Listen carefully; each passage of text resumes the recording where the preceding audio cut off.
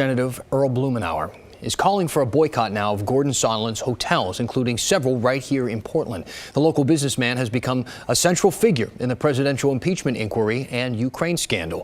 Sondland is a U.S. ambassador to the European Union and the founder of Providence Hotels, runs a bunch of upscale hotels across the country, including 6 right here in Portland.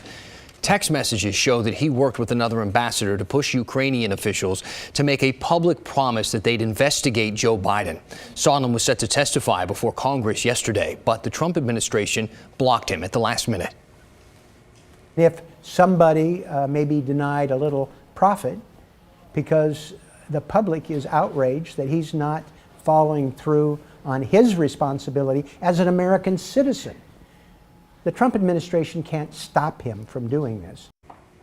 Democrats issued a subpoena for Sondland to testify at a deposition next week.